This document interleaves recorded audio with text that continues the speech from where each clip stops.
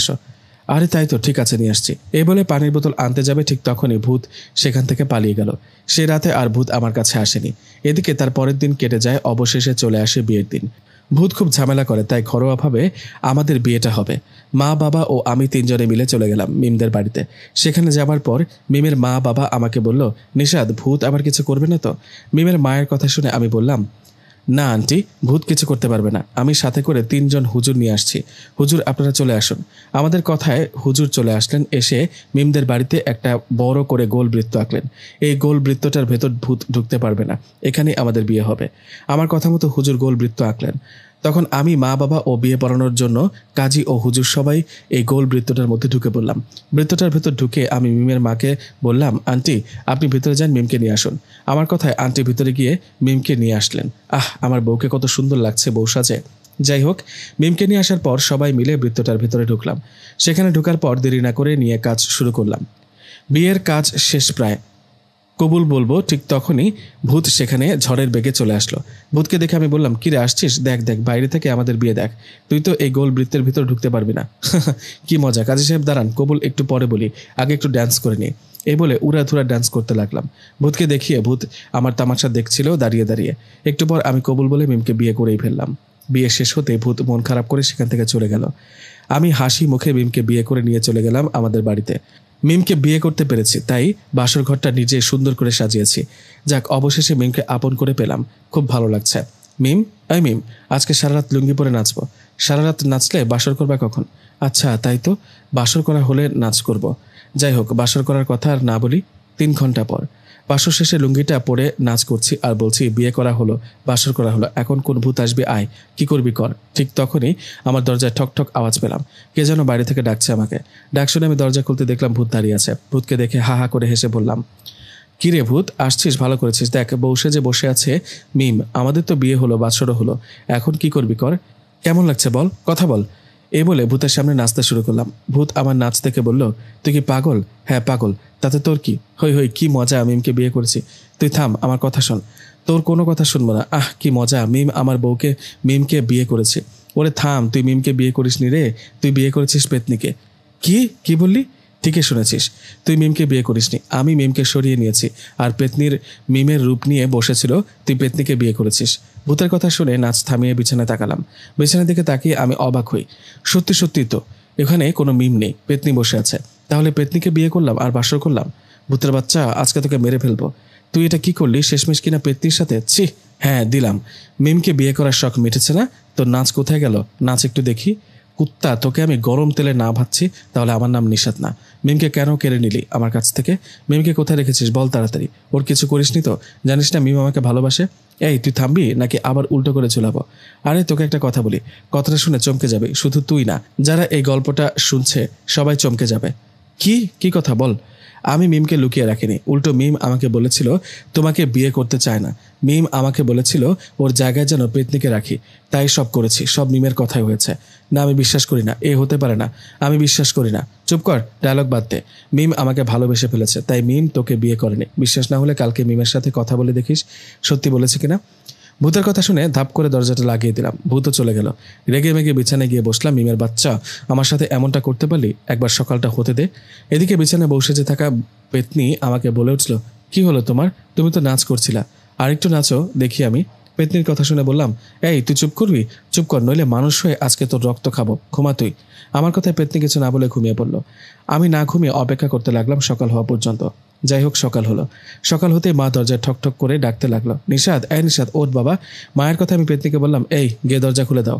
পেতনি আমার কথা মতো দরজা খুলতে মা বলে উঠলো, আরে আরে, এই মেয়ে কে তুমি? নিশাদ, এই মেয়ে কে? আমার বৌমা কোথায়? হ্যাঁ হ্যাঁ, এটা আমি কি দেখছি? মায়ের কথা শুনে আমি মাকে বললাম, মা তুমি ঠিকই দেখেছ, ও আসলে মিম না, ও পেতনি। এই বলে পুরো ঘটনা মাকে খুলে বললাম। আমার কথা শুনে মা মাথায় হাত দিয়ে বলল, কি পেতনি? এখন আমাদের এই পেতনির সাথে থাকতে হবে? নিশাদের বাপ কই তুমি? দৌড়ে এসে দেখে যাও। মায়ের চিৎকারে বাবা দৌড়ে আমার রুমে এসেও তিনিও অবাক। বাবা মেয়েটাকে চেনে না। আমি কথা না বাড়িয়ে বাবাকেও সব কথা খুলে বললাম। আমার কথা শুনে বাবা বলল, তাই বলে পেতনি? দেখো মা পেতনি, আমার ছেলে ভুল করে তোমাকে বিয়ে করে ফেলেছে, তুমি চলে যাও। না বাবা, আমার তো বিয়ে হয়ে গেছে, আমি এখন থেকে আপনাদের সাথে থাকবো, আপনারা কোনো ভয় পাবেন না, আমি আপনাদের কিচ্ছু করবো না, ভয়ঙ্কর রূপও নিব না। আর বাবা, আপনি তো সিগারেট খান, আপনাকে কষ্ট করে সিগারেটের দোকানে যেতে হবে না, আমি ঝড়ের বেগে গিয়ে আপনাকে সিগারেট এনে দিব। আর মা, আপনাকে কষ্ট করে রান্না করতে হবে না, আমি সব রান্না এক মুহূর্তে করে দিব। এখন চলুন তো সবাই মিলে নাস্তা করব। এই বলে পেতনি সবাইকে নিয়ে নাস্তার টেবিলে গেল। সেখানে সবাই মিলে খাওয়া শুরু করলাম।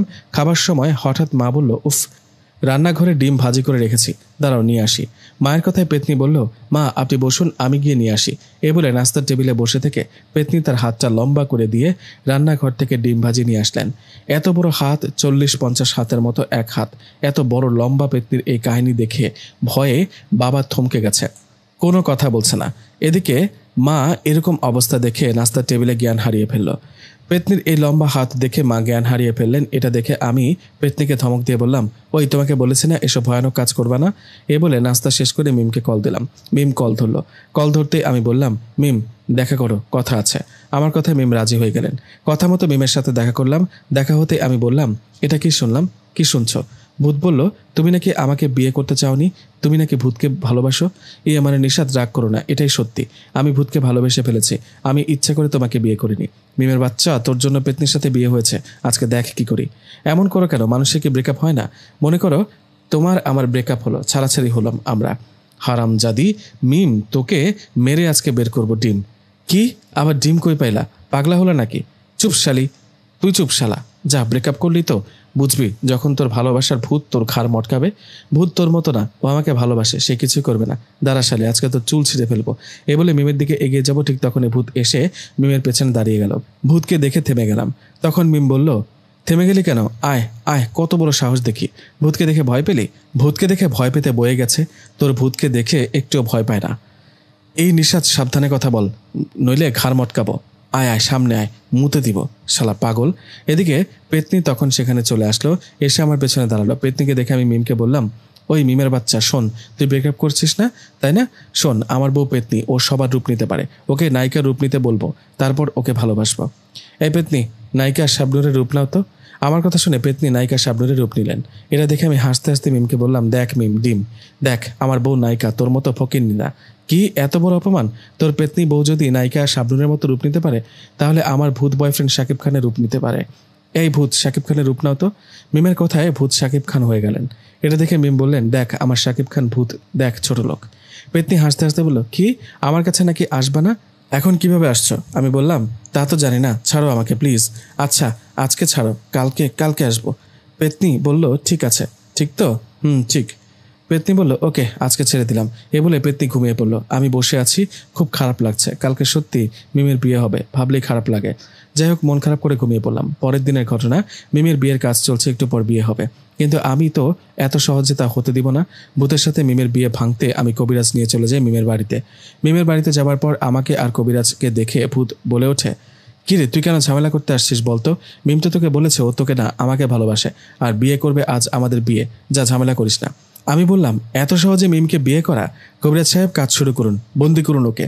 আমার কথায় কবিরাজ সাহেব দোয়া পড়তে যাবে, ঠিক তখনই ভূত বলে উঠল, কবিরাজ সাহেব কেমন হবে যদি আপনাকে 50 লাখ টাকা সোনার মোহর দিই, কেমন হবে?